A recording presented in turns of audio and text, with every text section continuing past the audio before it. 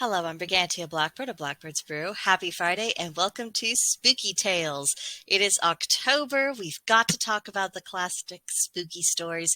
And just to get the month started off right, we're going to begin with Sleepy Hollow and the Headless Horseman. This was originally published by Washington Irving in 1820 as a short story within a larger collection called The Sketchbook. The idea of a headless horseman isn't original to Washington Irving, however. You can find a similar figure in Irish folklore called Dullahan.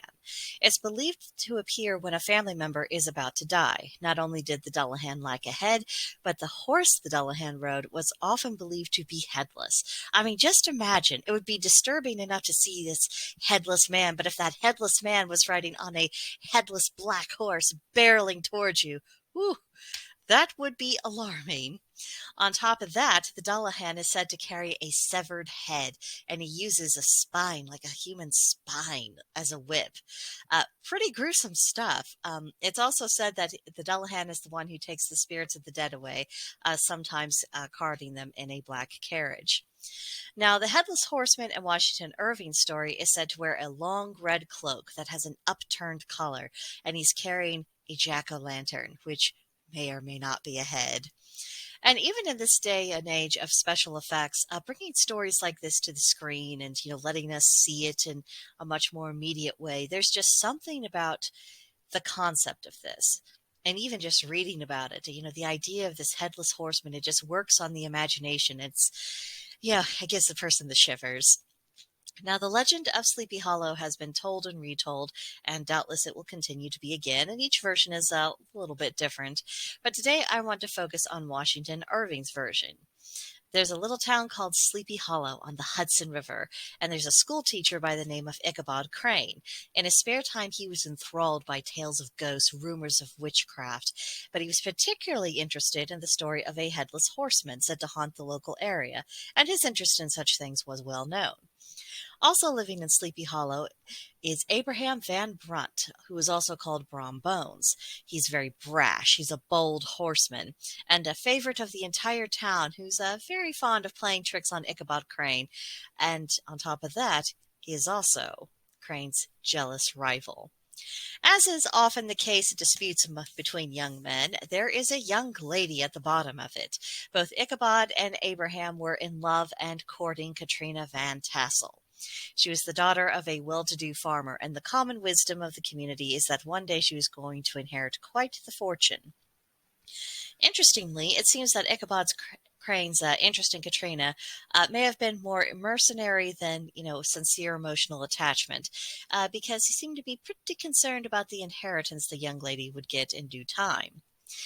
One evening, Ichabod Crane was on his way home after attending a party at Katrina's family home.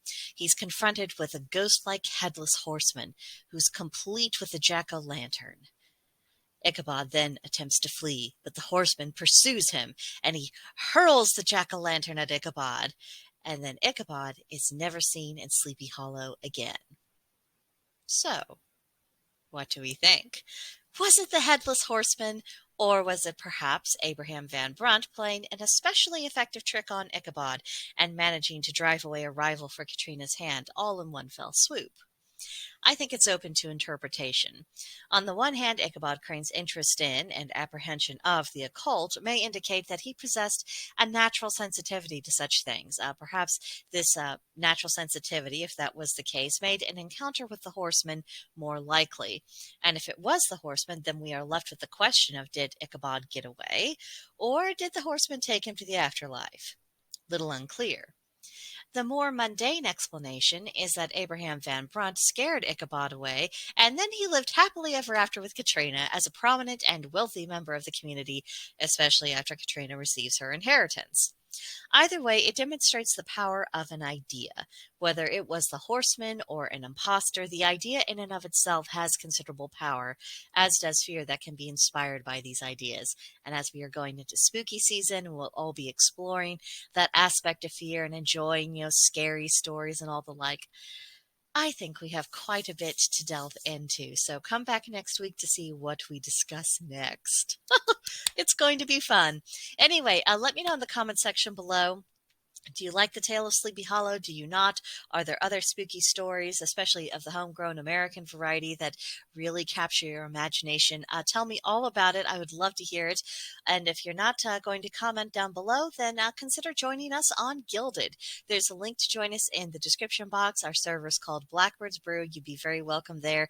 We have lots of people who are very enthused about spooky stories, so we could have quite the virtual campfire going on as we tell each other ghostly tales.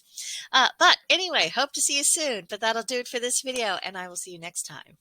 Bye.